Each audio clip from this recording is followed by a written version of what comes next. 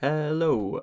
In this video I'm going to be looking at another example of a ZwoBot signal chain that I've used in my live visuals before. So this one involves three modules: stretch, shift and pulse. And I've got a couple of LFOs that I'm using on them. And I've also got a MIDI channel which I'm using to trigger different images on this Quickset module. These are all images that I generated using Midjourney. For anyone who doesn't know what Midjourney is, it's an AI image generation tool. I'll put a link in the description of this video if you want to have a look at it. And I've just dragged all of these images into this rack Quickset. Now, the reason I put it on a separate channel is because my track is on an audio channel, and in order for this module to work, it needs to be on a MIDI channel. With the rack Quickset, I have done a separate video on that, so have a look at that if you want to know more about how it works. But basically, all of these images can be triggered using MIDI notes.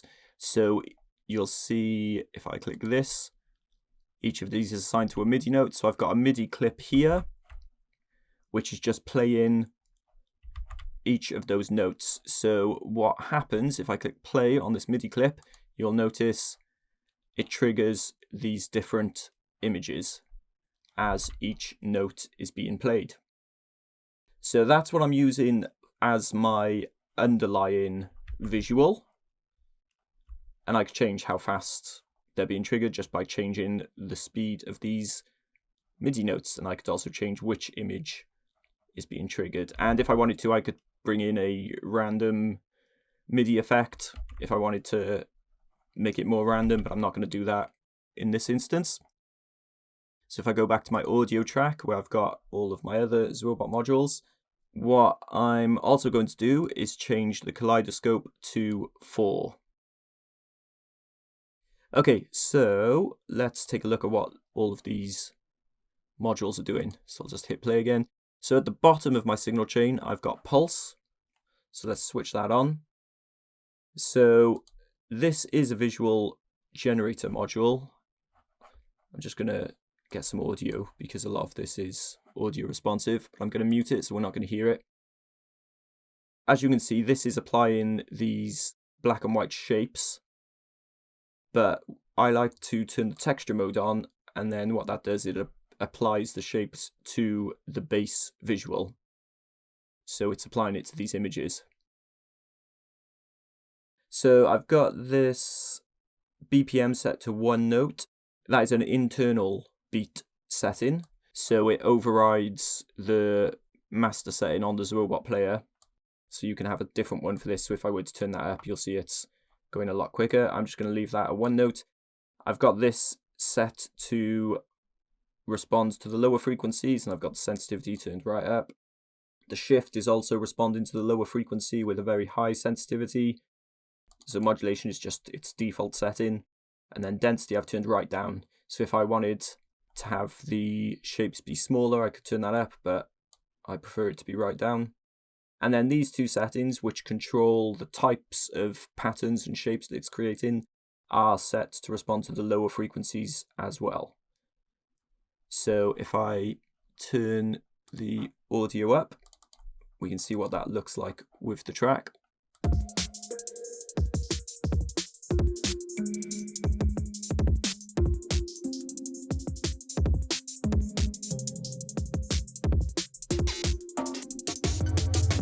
So you can see it's responding to the kick drum primarily because I've got it all set to the lower frequencies. Okay, and then on top of that, I've got this shift module. So I'm going to turn the pulse one off for now, so we can just look at the shift one.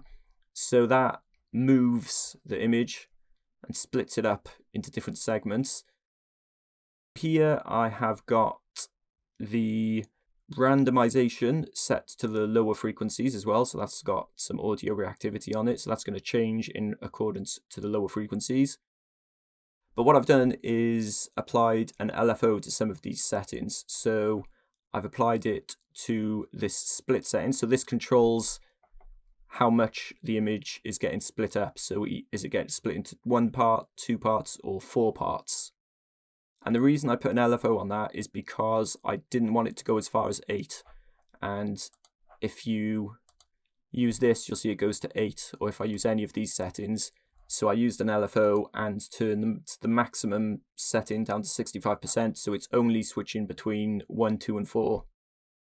And then I've used another LFO on the orientation, so we can have a look at what that looks like.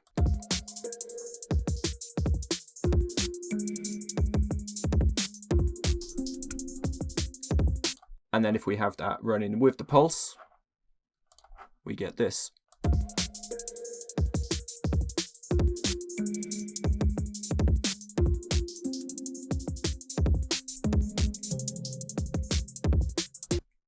And then on top of that, the final module I've got is this stretch effect. So that stretches the outside of the frame. Now I've got the stretch setting set to respond to the lower frequencies, so nothing is happening at the moment because there's no audio coming through. I've got it set to the warp mode, and I've got this setting changing in accordance with the master beat control, so that's changing every bar. So if we play some audio, we'll start to see this having an effect.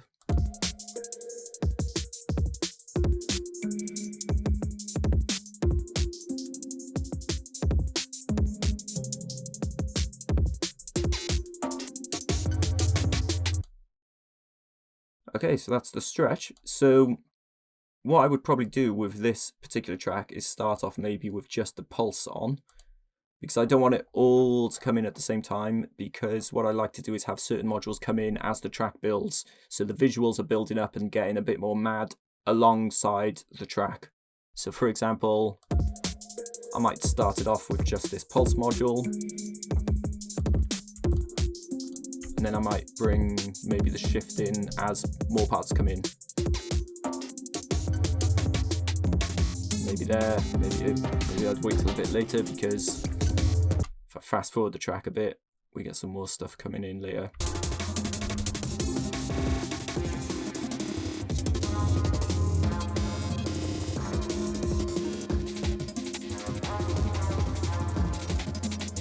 And then I can also add the stretch effect.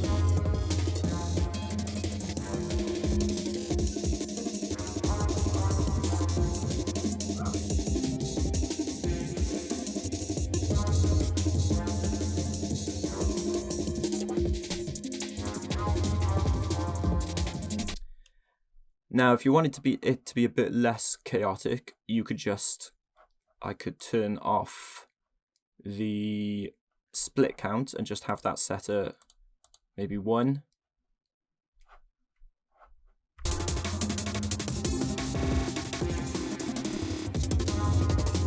And I could also turn off this LFO so that the orientation isn't changing as much. You could also turn off this random setting so that that's not constantly changing. So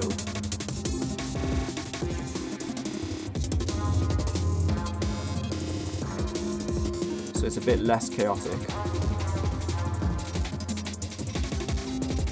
Slightly. You could also have the pulse settings be static. Some of these, instead of having them change, you could just pick one.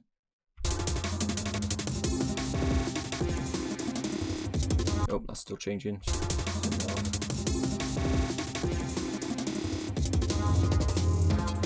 You could also change this. Oh.